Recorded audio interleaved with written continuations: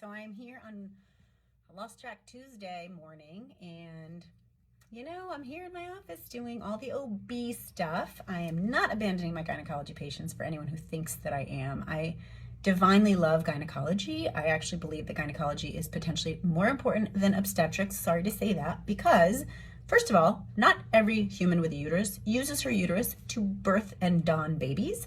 Second of all, many of us who have used our uteri to birth babies are now done. So you spend more time in your life, as I always say, as a gynecology patient than an obstetric patient. Period, end of sentence. It's incredibly important. That said, my changes have to do with my own personal need to have space away from always being in the office and the hospital. And the space I've created is that I am sticking with my amazing partners who I love, as you know, my brothers, my work brothers, not work husbands. I will still be doing my obstetrics here. I will still be seeing OB patients here and postpartum patients here. And I will be truly delving and teaching the gynecology and women's health that I love through Tribe Called V. So that is why I'm doing this. That is my purpose. As I've always said, I don't think I need to be the person to do the pap smear. I think that I do better when I get to teach you about, why do you need the pap smear and why should you not fear HPV, herpes, all those things. So on my list of things to debunk for all of you, including but not limited to, we're going to talk in the next several months about why should you not fear herpes and HPV? Why should you not be fearful? And why do you need to understand endometriosis? Polycystic ovary syndrome. These are entities that millions of women have. They maybe don't even know they have them, and that's actually a good thing because that shows how not scary they could be. In other words, because we only know about them in the extreme cases, people get very scared and anxious when they Google it and read the worst case scenarios. If you understood it more, you would still have to address it. These things have to be taken seriously, but they wouldn't have to be feared.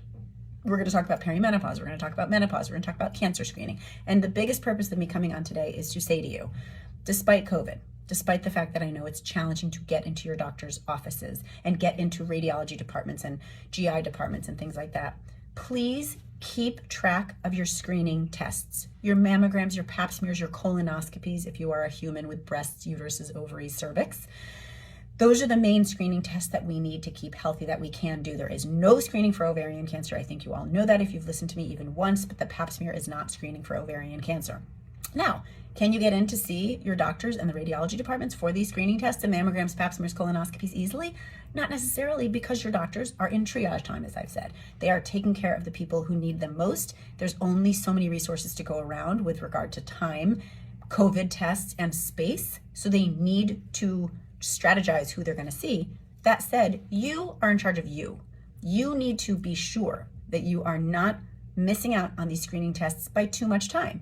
Yes, you might have missed your annual exam this year with your primary care doctor or your gynecologist, but you're responsible for making sure that you get back in the books. I do not want you to assume every doctor's office is going to contact you, because guess what? The resources are thin and they cannot get everyone back into their annual exams by the doctors calling the patient's office, the patient's homes.